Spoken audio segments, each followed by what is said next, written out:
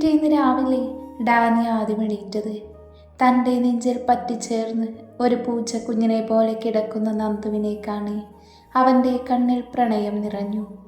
ഒരു പാവം പെണ്ണ് ഇവളെൻ്റെ ജീവിതത്തിലേക്ക് വന്നപ്പോഴാണ് ജീവിതം എന്താണെന്നും മുന്നോട്ട് ജീവിക്കണമെന്നുമൊക്കെ തോന്നിയത്. ഡാനി താഴ്ന്നു വന്ന് അവളുടെ നെറ്റിയിൽ അമർത്തി ചുംബിച്ചു.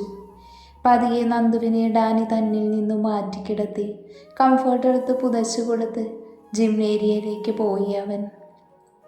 ഡാനി ജിമ്മിൽ നിന്നും വർക്കൗട്ട് കഴിഞ്ഞ് റൂമിലേക്ക് വന്നപ്പോൾ നന്ദുവിനെ റൂമിൽ കണ്ടിരുന്നില്ല.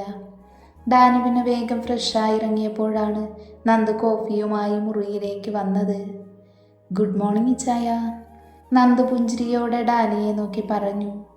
ഗുഡ് മോർണിംഗ് വൈഫി, ഡാനി അതും പറഞ്ഞ് കോഫി കയ്യിലേക്ക് വാങ്ങി. ഇച്ചായ, എനിക്കിന്ന് വീട്ടിലേക്ക് പോകണമായിരുന്നു. ആരുവിനെയും ആളുവിനെയും ഒന്ന് കാണണമെന്ന് തോന്നുക. ഞാൻ ഓഫീസിൽ നിന്ന് ബ്രേക്ക് ടൈമിൽ ഇറങ്ങി അവരെ കണ്ട് പെട്ടെന്ന് തിരിച്ചു വരാം. നന്ദു ചെറിയൊരു പേടിയോടെ അത് പറഞ്ഞു തിരിഞ്ഞതും ഡാനിയെ നോക്കിയപ്പോൾ അവൻ ഗൗരവത്തോടെ തന്നെ നോക്കി നിൽക്കുന്നതാണ് കണ്ടത്. എന്താ ഇച്ചായ എന്നെ ഇങ്ങനെ ദേഷ്യത്തിൽ നോക്കുന്നത്? എനിക്കവരെ കാണാൻ കൊതിയായിട്ടല്ലേ? പ്ലീസ് ഇച്ചായ, പറ്റില്ല എന്ന് പറയരുത്. എന്നിട്ടും ഡാനിയൊന്നും പറയാതെ അവളെ തന്നെ ദേഷ്യത്തിൽ നോക്കി നിൽക്കുവാണ്. എന്തിനിങ്ങനെ നോക്കുന്നത്? നന്ദു സംശയത്തോടെ അവനെ നോക്കി ചോദിച്ചു. ശരിക്കും ഞാൻ നിന്റെ ആരടിപ്പില്ലേ? ഇപ്പോഴും നീ എന്നെ സ്നേഹിക്കുന്നില്ല അല്ലേ? ഇപ്പം എനിക്കൊരു സംശയം, താൻ എന്നെ തൻ്റെ ഭർത്താവായി അംഗീകരിക്കുന്നുണ്ടോ എന്ന്. എനിക്ക് അങ്ങനെ ഒരു ചോദ്യം ചോദിക്കാനാണ് ഇപ്പം തോന്നിയത്. ഡാനിയുടെ സംസാരം കേട്ട് നന്ദുവിന് വിഷമം തോന്നി. അവൾ സ്റ്റെക്കായി നിൽക്കുവാണ്. എന്താടി കോപ്പേ ഒന്നും മിണ്ടാതെ നിൽക്കുന്നത്? ഞാൻ ചോദിച്ചത് കേട്ടില്ലേ നീ? തൻ്റെ ആവശ്യങ്ങൾ എൻ്റേത് കൂടിയാണ് എന്നാണ് ഞാൻ വിശ്വസിക്കുന്നത്. അപ്പം തൻ്റെ വീട്ടിലേക്ക് പോകാൻ പെർമിഷൻ വാങ്ങിക്കേണ്ട ആവശ്യമില്ല. ജസ്റ്റ് ഒന്ന് പറഞ്ഞാൽ മതിയാകും. അതുമാത്രമല്ല, അവർക്ക് എന്തെങ്കിലും ആവശ്യമുണ്ടെങ്കിൽ അതിന് ഞാനുമുണ്ട് ഇവിടെ. അവർ എൻ്റെ കൂടെ സ്വന്തമാണ്. അത് ഞാൻ ഒരു തവണ പറഞ്ഞതല്ലേ. എന്നിട്ടും പിന്നെ നീ എങ്ങോട്ടും ഒറ്റയ്ക്ക് പോകേണ്ട ആവശ്യമില്ല. തൻ്റെ ഭർത്താവും കൂട്ടുകാരനും എല്ലാം ഞാൻ തന്നെയാണ് എന്നാണ് എൻ്റെ വിശ്വാസം. തനിക്ക് എന്നെ അങ്ങനെ കാണാൻ കഴിയുന്നില്ലെങ്കിൽ അത് എന്നോട് തുറന്നു പറ. ഡാനി ഗൗരവത്തോടെ തന്നെ നന്ദുവിനെ നോക്കി പറഞ്ഞു. ഇച്ചായൻ എന്തൊക്കെയായി പറയുന്നേ? ഞാൻ അങ്ങനെ ഉദ്ദേശിച്ച് പറഞ്ഞതല്ല. അവരെ ഒന്ന് കാണണമെന്ന് തോന്നി. പിന്നെ അവർക്ക് വേണ്ട സാധനങ്ങളും വീട്ടിലേക്ക് വേണ്ടതും ഞാൻ തന്നെയല്ലേ വാങ്ങിക്കൊടുക്കാറ്. അങ്ങനെ ചോദിച്ചാൽ ഞാൻ സീതമ്മ മാർക്കറ്റിൽ പോയി വരാമെന്ന് പറഞ്ഞതായിരുന്നു. പക്ഷെ ഞാൻ പോവണ്ട, നാളെ കൊണ്ടുവരാമെന്ന് ഇന്നലെ വിളിച്ചപ്പോൾ ഞാൻ പറഞ്ഞിരുന്നു. അതുകൊണ്ടാണ് ഞാൻ പോകുന്നു എന്ന് പറഞ്ഞത്. ഇച്ചായനെ വെറുതെ ശല്യപ്പെടുത്തേണ്ടല്ലോ എന്ന് കരുതിയ കൂടെ വരാൻ വിളിക്കാത്തത്. നന്ദു തലതാഴ്ത്തി നിന്നുകൊണ്ട് പറഞ്ഞു. അതിനവനൊന്ന് അമർത്തി മൂളി. ഇപ്പം പറഞ്ഞതിരിക്കട്ടെ, തൻ്റെ വീട്ടിൽ എന്താവശ്യത്തിനും തന്നേക്കാൾ മുൻപിൽ ഞാനുണ്ടാകും. താൻ അവരുടെ ചേച്ചിയമ്മയാണെങ്കിൽ ഞാൻ അവരുടെ ഒരു ചേട്ടനും അച്ഛനുമൊക്കെയാണ്. അത് നീ മറക്കരുത്.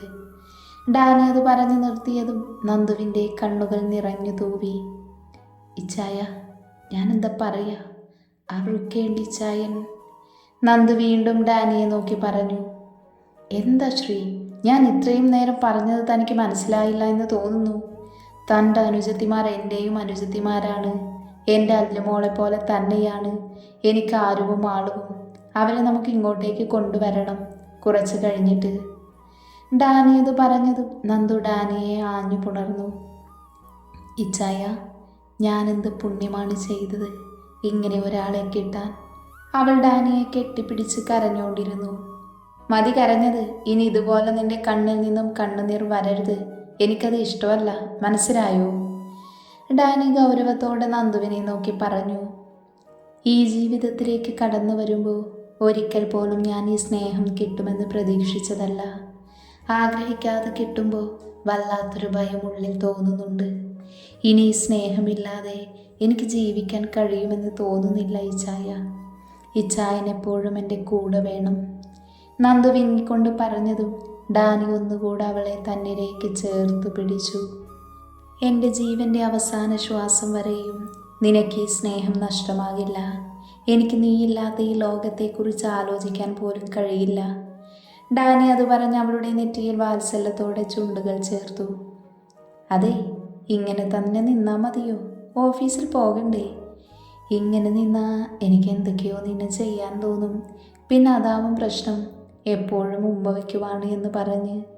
അതുകൊണ്ട് ഇച്ചായൻ്റെ കൊച്ചെ നല്ല കുട്ടിയായി പെട്ടെന്ന് ഫ്രഷായി വരാൻ നോക്ക്. ഡാനി അത് പറഞ്ഞ് നന്ദുവിൻ്റെ ചുണ്ടിൽ അമർത്തി ചുംബിച്ചുകൊണ്ട് അവളിൽ നിന്ന് അകന്നു മാറി താഴേക്ക് പോയി. നന്ദു ഒരു പുഞ്ചിരിയോടെ ഫ്രഷാകാൻ വാഷ്റൂമിലേക്കും കയറി. നന്ദു ഫ്രഷായി ഒരു ടോപ്പും പാൻറ്റും ഇട്ട് മിതമായ രീതിയിൽ ഒരുങ്ങി നെറ്റിയിൽ കുഞ്ഞി കറുത്ത പൊട്ടും വെച്ച് സീമന്തരേഖയിൽ സിന്ദൂരം ആരും കാണാത്ത തരത്തിൽ തൊട്ട് മിന്നുമാല ടോപ്പിനകത്തേക്കിട്ട് വാച്ചും കെട്ടി ഇടത് കൈയിൽ ചെറിയൊരു ചെയിനും ഇട്ടിറങ്ങി. അവളെയും കാത്ത് ഡൈനിങ് ടേബിളിൽ ഇരുന്ന ഡാനി മുകളിൽ നിന്നും താഴേക്കിറങ്ങി വരുന്ന നന്ദുവിനെ കണ്ട് വാ തുറന്നിരുന്നുപോയി. അത്രയ്ക്ക് ഭംഗിയുണ്ടായിരുന്നു അവളെ ആ വേഷത്തിൽ കാണാൻ. ഡാനി കണ്ണിമ വെട്ടാതെ നോക്കിയിരുന്നു പോയി. അപ്പോഴാണ് അങ്ങോട്ടേക്ക് ജെനി വന്നത്. ജെനി വന്നതും അത്രയും നേരം കണ്ണെടുക്കാതെ നോക്കിയിരുന്ന ഡാനി നന്ദുവിനെ ദേഷ്യത്തോടെ നോക്കി. എന്നാൽ അത് കണ്ട് ജെനിക്ക് വല്ലാത്ത സന്തോഷമാണ് തോന്നിയത്.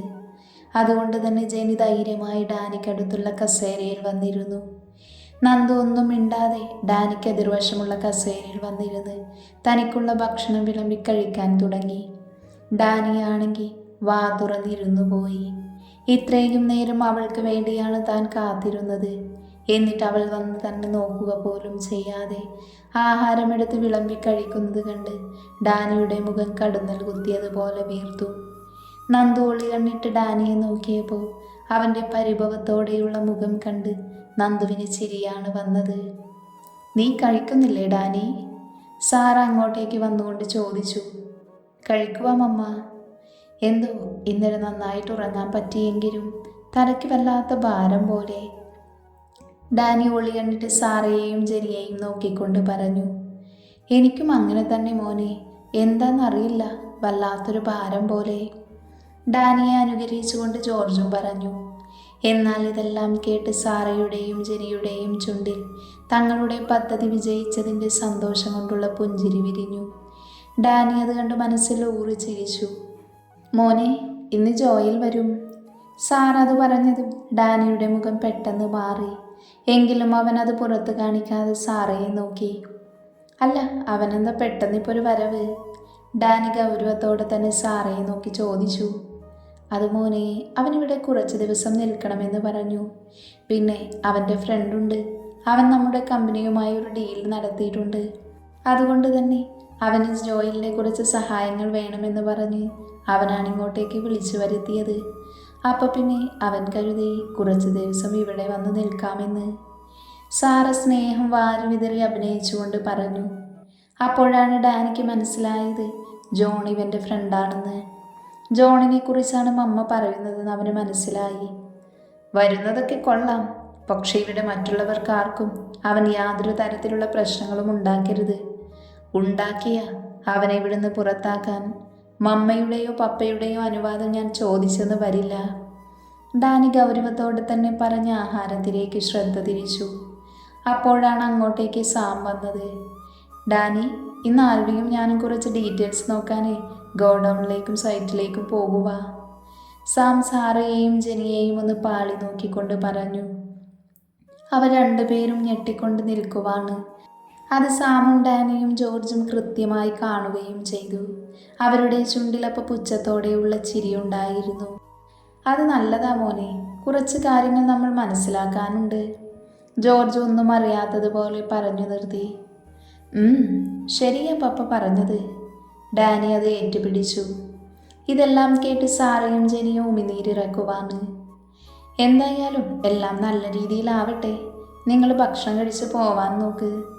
ജോർജ് അത് പറഞ്ഞ് ഭക്ഷണം കഴിച്ച് എണീറ്റ് പോയി. ശ്രീനന്ദ, ഓഫീസിൽ പോവണ്ടേ? എന്ത് നോക്കി നിൽക്കുവാ നീ? നിനക്ക് തോന്നുന്ന സമയത്തിന് വരാൻ അത് ചന്തയല്ല. ഡാനി ഇതെല്ലാം കേട്ട് പതിയെ ഫുഡ് കഴിച്ചുകൊണ്ടിരിക്കുന്ന നന്ദുവിനെ നോക്കി അല്പം ഗൗരവത്തോടെ തന്നെ പറഞ്ഞു. എന്നാൽ ഡാനിയുടെ ശ്രീനന്ദ എന്നുള്ള വിളി ജനിയിൽ സന്തോഷമാണ് നിറച്ചത്. കാരണം അവനെപ്പോഴും ശ്രീ എന്നായിരുന്നു വിളിച്ചിരുന്നത്.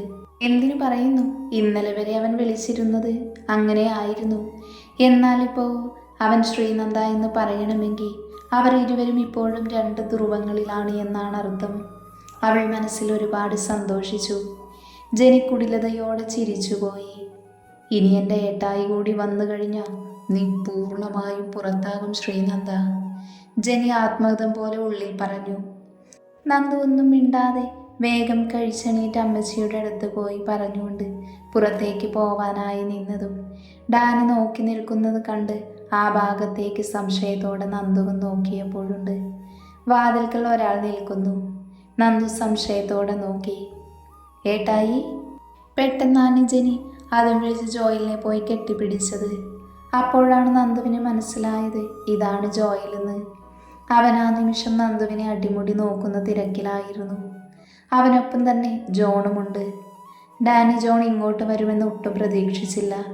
ജോണിൻ്റെയും ജോയലിൻ്റെയും നോട്ടം മുഴുവൻ നന്ദുവിൻ്റെ ശരീരത്തിലേക്കാണ് എന്നറിഞ്ഞ നിമിഷം ഡാനിക്ക് ദേഷ്യം അങ്ങ് വിറഞ്ഞു കയറിയെങ്കിലും താനിപ്പോൾ പ്രതികരിച്ച തങ്ങളുടെ പദ്ധതി മുഴുവൻ പാളിപ്പോകുമെന്നറിയാവുന്നത് കൊണ്ട് തന്നെ ഡാനി സംയമനം പാലിച്ചു. എന്നിട്ട് ജോയലിനെ ഒന്ന് പുണർന്നുകൊണ്ട് ചോദിച്ചു, കുറേ ആയല്ലോ കണ്ടിട്ട്? അതിന് മറുപടിയായി ജോയലൊന്ന് ചിരിച്ചു. എൻ്റെ ഡാനി, ഇപ്പോഴാണ് ഇങ്ങോട്ടേക്ക് വരാൻ പറ്റിയ സമയമെന്ന് തോന്നി, അതായിപ്പോൾ വന്നത്. അവൻ നന്ദുവിനെ നോക്കിയാണത് പറഞ്ഞത്. ഡാനി കൈമുഷ്ടി ചുരുട്ടി പിടിച്ചു. അത് കൃത്യമായി നന്ദു കണ്ടിരുന്നു. അവൾ ആകെ പെട്ട അവസ്ഥയിലാണ് നിൽക്കുന്നത്. ഇനി കുറച്ച് ദിവസം ഞാനിവിടെ ഉണ്ടാകും. നിനക്ക് എവിടെ പോകണമെങ്കിലും പോവാം. ഞാൻ നോക്കിക്കൊണ്ട് നിന്റെ എല്ലാം. നന്ദുവിനെ ഒന്നാകെ ഒഴിഞ്ഞു നോക്കിക്കൊണ്ട് ജോയൽ പറഞ്ഞു. എന്നാൽ ജോയലിൻ്റെയും ജോണിൻ്റെയും നോട്ടം കാണെ നന്ദുവിന് തൻ്റെ ശരീരത്തിൽ പുഴുവരിക്കുന്നത് പോലെയാണ് തോന്നിയത്. അവൾ തല താഴ്ത്തി നിന്നതല്ലാതെ ഒന്നും മിണ്ടിയില്ല. അതോർത്ത് നീ പേടിക്കേണ്ട, ഞാനിപ്പോൾ എങ്ങോട്ടും പോവാനും ഉദ്ദേശിച്ചിട്ടില്ല. അങ്ങനെ പോകണമെങ്കിൽ സാമും മാൽവിയുമുണ്ട്, അവർ പൊയ്ക്കോളും. എനിക്ക് പോവേണ്ട ആവശ്യമില്ല. ഡാനി കൈമുഷ്ടി ചുരുട്ടി പിടിച്ച് ദേഷ്യം ഉള്ളിലൊതുക്കി പറഞ്ഞു. ഡാനി, ഇവൾ? ജോയലൊന്നും അറിയാത്തതുപോലെ ചോദിച്ചു. ആ സമയം ജോണും അവൻ്റെ ഉത്തരത്തിനായി കാത്തിരുന്നു. അവൾ എൻ്റെ ഭാര്യയാണ് ജോയൽ, ശ്രീനന്ദ ഡാനിയൽ ഡേവിഡ്. അല്പം കനത്തിൽ ജോയലിനെയും ജോണിനെയും നോക്കി പറഞ്ഞു. ഓ, ഇവൾ നിന്റെ PA മാത്രമല്ല, ഭാര്യ കൂടെ ആണല്ലേ? അത് ഞാൻ അറിഞ്ഞിരുന്നില്ല ഡാനി. ജോൺ വല്ലാതെ അങ്ങ് അഭിനയിച്ച് പറഞ്ഞു. അത് ഞാൻ എവിടെയും പറഞ്ഞിട്ടില്ല ജോൺ. പെട്ടെന്നുണ്ടായൊരു വിവാഹമായിരുന്നു എൻ്റെയും ഇവളുടെയും, അതാരും അറിയാഞ്ഞത്.